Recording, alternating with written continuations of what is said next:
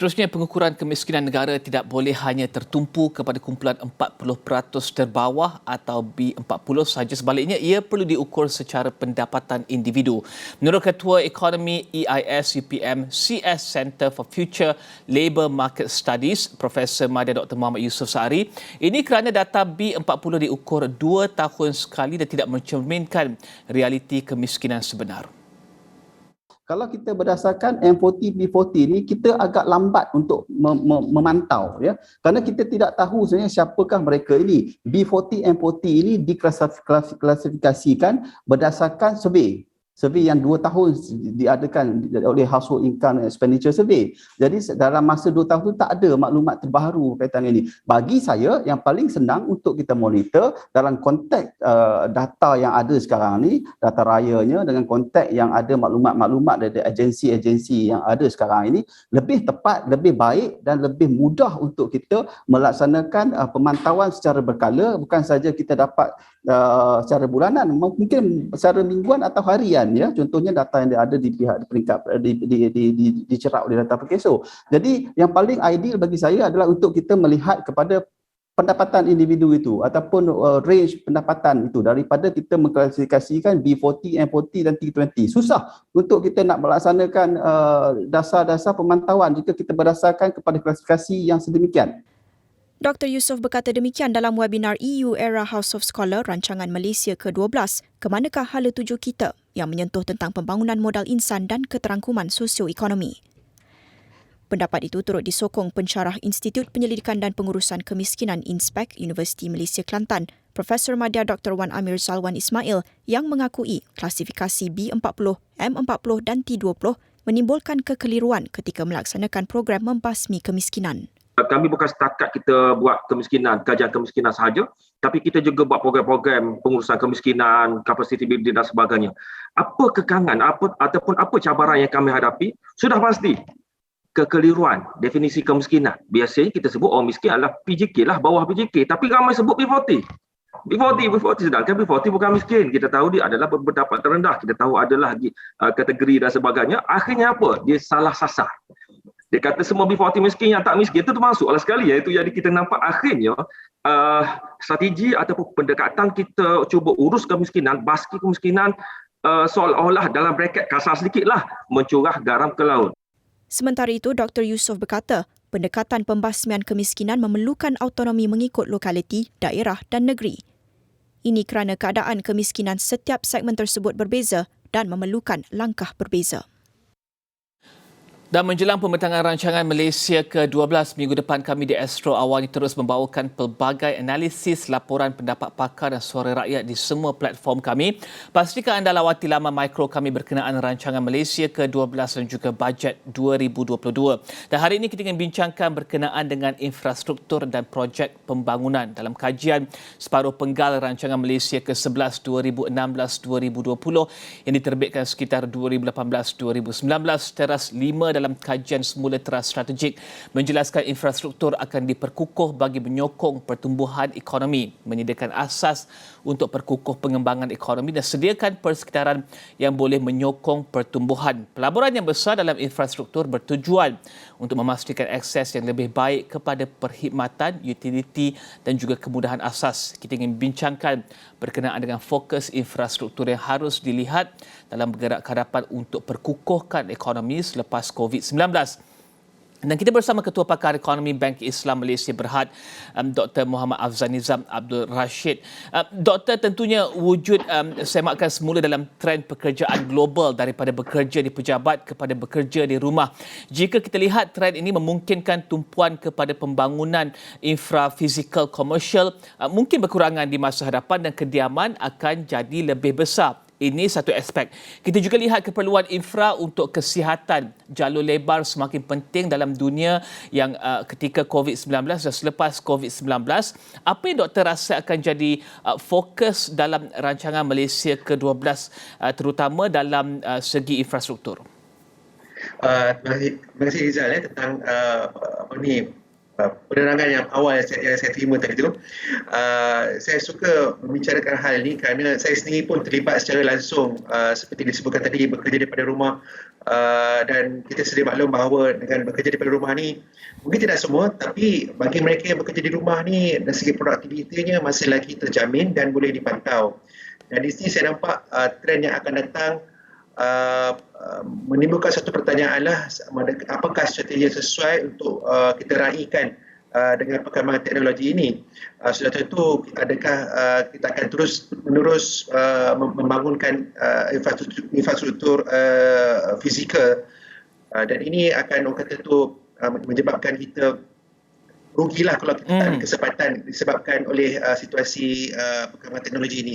Jadi saya kira perkembangan ataupun perbelanjaan pembangunan yang menjurus kepada sektor berkaitan teknologi ini akan diperhebatkan, akan diperkasakan supaya bekerja dari rumah atau apa sahaja yang berkaitan dengan teknologi dapat digarap dengan lebih baik lagi dalam konteks untuk membangunkan ekonomi negara dengan lebih baik lagi pada masa akan datang. Dan mungkin doktor boleh jelaskan ya secara lebih meluas lagi, infra untuk sokong pembangunan luar bandar juga penting, jalan bekalan air bersih, bekalan elektrik ini tentunya akan diteruskan. Namun apa kelainan yang dijangka di sini dalam RMK ke-12? Disebabkan faktor teknologi tadi itu, mungkin pembangunan fizikal dari itu akan terpaksa, saya nampaklah akan terpaksa dirompak semula ataupun disemak semula supaya peralihan tu boleh berlaku secara dengan lebih cekap lagi. Kalau kedua-duanya kita nak bangunkan, maksudnya infrastruktur digital kita nak bangunkan, tapi pada masa sekarang infrastruktur saja fizikal dan dahulu juga pun nak dibangunkan juga, jadi berlaku suatu pengagihan sumber yang tidak begitu optimum lah. Di sini saya nampak kita perlu lihat, kita perlu kaji balik apakah infrastruktur yang betul-betul diperlukan dan mengambil kira tentang faktor geografi, faktor lokasi dan sebagainya supaya rakyat Malaysia akan dapat menikmati arus pembangunan ini dengan lebih baik lagi. Bagaimana pula dengan pembinaan pelabuhan dan juga lapangan terbang, hub-hub ekonomi dan juga dagangan, melihat kepada bagaimana rantaian bekalan terkesan akibat pandemik lepas, bagaimanakah infra dagangan dan juga ekonomi ini dapat ditingkatkan dan juga ditambah baik untuk keselamatan rantaian bekalan di masa hadapan? Okey, di sini saya suka melihat profil yang sedia ada. Kalau kita lihat perdagangan antarabangsa setakat 7 bulan yang pertama, pengangkutan ataupun perdagangan antarabangsa itu banyak dilakukan melalui jalan laut, iaitu sekitar 55%. Kalau kita lihat ekspor negara yang menggunakan jalan laut, selebihnya 31 dijalankan menggunakan pengangkutan udara, dan selebihnya sekitar 20% begitu dijalankan menggunakan jalan raya lah. Di sini mungkin komposisi pengangkutan udara tersebut mungkin dapat ditingkatkan, dan mungkin ini menunjukkan bahawa kita cuba mempelbagaikan dari segi mod pengangkutan, disebabkan negara kita ini merupakan sebuah negara trade dependent ya, dan kita sedia maklum disebabkan shock ataupun kejutan ekonomi berlakunya sekatan terhadap pergerakan barangan. Jadi kalau kita dapat mempelbagaikan mod pengangkutan yang lebih seimbang, saya kira itu dapat membantulah. Kerana sekarang ini saya lihat banyak kata tu berat kepada pengangkutan jalan laut, iaitu lebih 50%, dan pengangkutan udara sekitar 30%. So kalau katakanlah peratusan pengangkutan udara ni mungkin dapat dinaikkan, mungkin ini bermakna pengangkutan ataupun program pembangunan yang memberi penekanan terhadap sektor aviation juga boleh dapat ditingkatkan. Dan ini selari dengan hasrat negara untuk mempergiatkan lagi sektor yang berkaitan dengan aerospace. Dan doktor bercakap berkenaan dengan wilayah tadi ya, bagaimana untuk rapatkan jurang antara wilayah negeri melalui infra yang lebih berkualiti dan juga sama kita dapat saksikan kesan COVID-19 memberikan lagi fokus yang lebih besar antara pelbagai negeri dan juga pelbagai wilayah tentang kualiti dan juga tentang infrastruktur yang ada di wilayah ini. Bagaimana doktor lihat untuk rapatkan jurang ekonomi antara wilayah melalui infra yang lebih berkualiti untuk jangka masa panjang, doktor? Dalam kes ni, saya suka melihat projek yang berimpak besar lah. Contoh yang boleh saya lihat adalah projek berkaitan dengan ECRL, East Coast Rail Link, yang mana ia merupakan satu projek, saya kira dia punya selling pointnya adalah land bridges ataupun jambatan daratan lah yang menghubungkan Kuantan, Pelabuhan Kuantan dan juga Pelabuhan Klang. Dan saya kira sekiranya projek sebegini dapat dilaksanakan dengan lebih baik, dapat lebih cekap, saya kira dia mempunyai kesan limpahan dari segi pembangunan wilayah, kerana setiap perjalanannya tu akan cut across negeri-negeri yang mana ini akan merancakkan ataupun lebih orang kata tu dapat merapatkan lagi jurang pembangunan di antara wilayah. Saya kira projek-projek sedemikian rupa yang berskala besar tetapi mempunyai impak yang menyeluruh perlu diberi perhatian lah, kerana saya kira kita perlu akui bahawa negara kita merupakan trade dependent, dan satu disebabkan faktor lokasi, faktor geografi juga memainkan peranan, dan kita perlu cakna dengan situasi. Jadi kita cuba mengambil kesempatan terhadap kelebihan-kelebihan yang kita ada, supaya program pembangunan itu dapat diselarikan, dapat kita guna pakai yang akan memberi manfaat kepada semua. Doktor, bercakap berkenaan dengan projek besar ya, kita tahu sektor pembinaan beri kesan yang berganda kepada ekonomi, dan ini adalah baik untuk ekonomi yang dalam tempoh pemulihan dan perlukan banyak kesan berganda daripada jumlah yang dibelanjakan. Namun kualiti apa yang dicari? Kerana dalam temu bual kami bersama dengan pelbagai pakar, ada yang menyatakan bahawa projek mega harus diwujudkan lagi untuk bantu pemulihan ekonomi pasca COVID-19. Namun ada juga ramai di luar sana yang kritik projek mega dan menyatakan bahawa mereka tidak projek-projek ini tidak berikan kesan langsung kepada rakyat, kumpulan pendapatan rendah contohnya. Pendapat doktor perlu bagaimana? Betul. Kita perlu orang kata tu mengimbangilah keperluan negara dan juga keupayaan dari segi keuangan dan juga impak. Yang penting sekali bagi saya impak kepada rakyat. Kalau kita terus-menerus memfokuskan pada projek mega tanpa memberikan kesan kepada rakyat secara menyeluruh, dikhawatiri akan menyebabkan suatu kerugian ataupun suatu pembaziran lah. Dalam kes ni saya kira mengambil kira sekali lagi satu faktor teknologi, kedua kita melihat banyak naratif sekarang ni kalau dari segi orang kata tu fraternity di dalam bidang pelaburan menyebut tentang ESG, Environmental, Social and Governance. Saya kira pembangunan kita ni sekarang ni perlu mengambil kira ESG ni, kerana kita lihat komuniti pelabur, terutamanya pelabur asing, mereka memberikan penumpuan yang besar terhadap aspek ESG ni. Jadi kalau kita nak menjadikan negara kita ni suatu tempat tarikan pelabur, dengan mengambil kira ESG juga boleh dikira sebagai satu strategi untuk menarik para pelabur.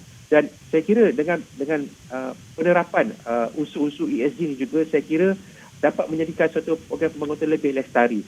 Dan kalau dalam kes projek infrastruktur yang mengambil kira faktor environment dan sebagainya, sudah tentu akan memberi manfaat bagi rakyat dan jangka masa panjang. Contoh kalau kita lihat bahan-bahan binaan, sektor pembinaan yang begitu orang kata tu mengambil kira seperti biodegradable dan sebagainya, saya kira itu dapat orang kata tu menjadikan pembangunan kita lebih lestari pada masa akan datang. Dalam masa yang sama ya, doktor, saya ingin alihkan sedikit fokus kita kepada skop yang lebih besar lagi. Ekonomi terbesar dunia seperti China, Amerika akan juga membelanjakan bertrilion dolar untuk baiki kemudahan asas dan juga tingkatkan kemudahan dan juga infrastruktur menggunakan teknologi hijau. Bergerak ke hadapan, apa yang kita boleh pelajari daripada mereka, kerana mereka juga melihat kepada prospek pembinaan infrastruktur untuk sokong pertumbuhan ekonomi jangka panjang. Apa yang kita boleh pelajari daripada mereka melihat kepada senario global ini? Betul. Saya kira program pembangunan ataupun projek infrastruktur ni perlu disemak setiap, tak tahulah berapa dia punya jadual berkalanya. Kerana kalau saya melihat negara US ya, rating ataupun penerapan yang dibuat oleh pihak American Society of Civil Engineers, ya, mereka meletakkan, tak salah saya, dia punya rating tu sekitar D. Maksudnya suatu penerapan yang sangat rendah, sedangkan negara Amerika Syarikat merupakan sebuah negara yang maju.